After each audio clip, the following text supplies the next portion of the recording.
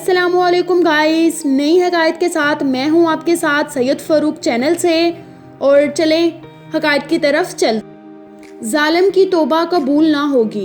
हज़रत शेख सैदी बयान करते हैं कि मैं हज़रत यहया बिन ज़करिया अलैहिस्सलाम की कब्र अनवार पर जामिया मस्जिद दमिश्क में मुअतकफ़ हुआ।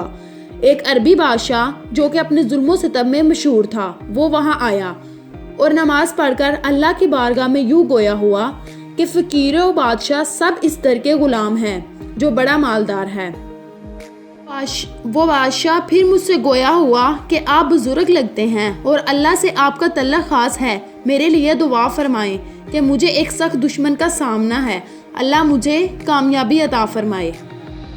मैंने उससे कहा कि तू कमज़ोर राया पर जुल्म करता है, अगर तू कमज़ोर राया पर रहम करे तो फिर तुझे ताकतवर से ताकतवर दुश्मन भी कोई नुकसान नहीं पहुंचा सकेगा। ताकतवर पंजे से मस्कीन का पंजा तोड़ना संगीन गलती है, और जो गिरे हुए पर रहम नहीं करता वो उस दिन से डरे जब वो खुद गिरेगा, फिर उसे उठाने वाला कोई नहीं होगा।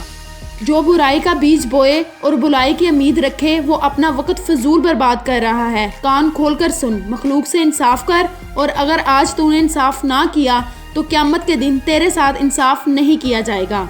इंसान एक दूसरे के इज़ा हैं क्योंकि वो असल में एक ही हैं। एक अज़ू तकलीफ़ में हो तो सारे जिस्म में तकलीफ़ होती है। अगर तू दूसरों की तकलीफ़ से लापरवाह है तो तू इस काबिल नहीं कि तुझे इंसान कहा जाए। ये शख्स ज़ालिम की तौबा कबूल ना होगी। हज़रत शेख सैदी इस हकायत में बयान करते हैं कि ज़ालिम को अपने जुल्म से बाज आना चाहिए और मखलूक खुदा के साथ रहम दिली से पेश आना चाहिए। ज़ालिम जान ले के इसकी तौबा हरगिज़ कबूल ना होगी और बरोज़े महशर इसकी गर्दन मजलूमों के हाथ होगी। ज़ालिम को चाहिए कि इसने जिस पर जुल्म किया है उससे माफ़ी मांगे, और फिर जब उसे माफ़ कर दें तो फिर बारगाह इलाही में तौबा की दुआ करें। उम्मीद करती हूँ कि आपको ये वीडियो पसंद आई होगी। लाइक एंड सब्सक्राइब लाज़मी करें। अल्लाह हाफिज़।